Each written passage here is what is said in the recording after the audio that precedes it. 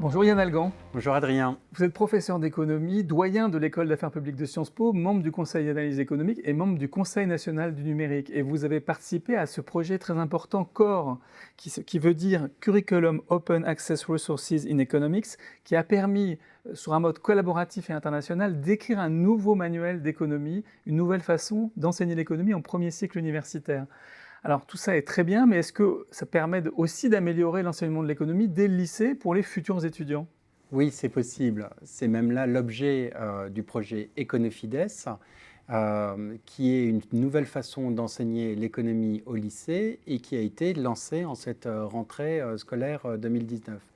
Le projet CORE, initialement, est un projet international, collaboratif, qui est né au lendemain de la crise financière.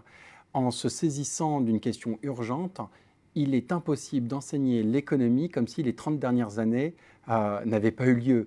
Il est essentiel de tenir compte des grandes questions du monde contemporain, qu'il s'agisse de la crise financière, mais aussi du réchauffement climatique, des inégalités, des sources d'innovation, de prospérité, mais aussi de bien-être, et aussi tenir compte de l'ensemble des avancées de la recherche sur les données, et puis des avancées pluridisciplinaires de l'ensemble des sciences sociales pour répondre à ces grands enjeux. CORE était enseigné dans plus de 120 pays du monde entier, mais il était temps de mettre tout ce qu'il y a de mieux en recherche actuellement au service des lycéennes et des lycéens. Et c'est là l'objet du projet Econofides, qui a été porté par CORE et Sciences Po, en association avec l'Académie de Versailles et sa rectrice Charline Avenel, avec des équipes de formateurs de l'Académie de Versailles, avec aussi la région Île-de-France, et puis des ingénieurs pédagogiques spécialisés dans le micro-learning avec Artips.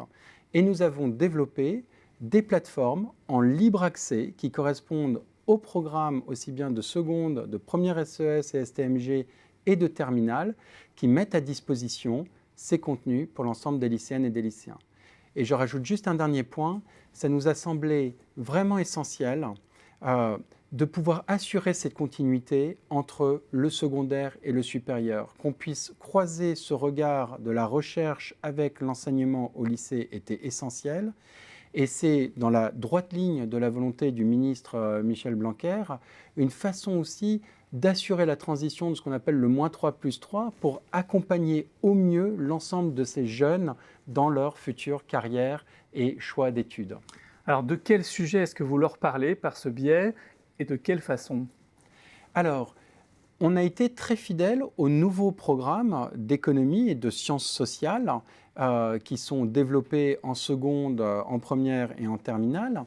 On a fait le choix de pouvoir enrichir ces programmes avec l'ensemble des contenus de CORE, mais en les adaptant de façon très pédagogique, avec des petites histoires, des trames narratives, des vidéos de l'ensemble des prix Nobel que l'on a repris de CORE, dont notamment Esther Duflo, avec des schémas interactifs, avec aussi des quiz pour mettre à chaque fois les lycéennes et lycéens dans des modes vraiment de situation, d'études de cas, pour qu'ils deviennent acteurs de leur propre savoir. Est-ce que vous auriez un exemple à nous donner, par exemple, pour illustrer ce que vous venez de dire? Tout à fait. Alors, je vais vous prendre l'exemple du programme de seconde.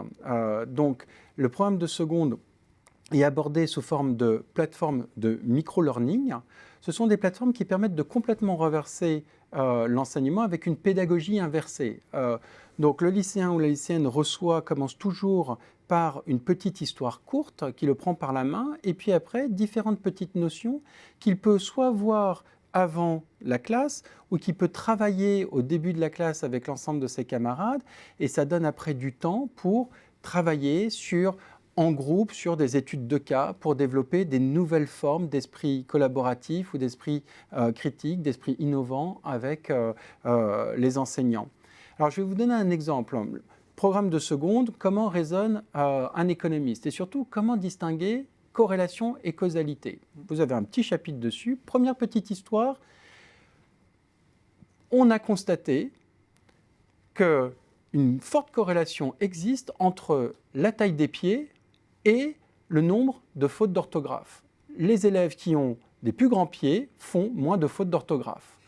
Causalité ou corrélation?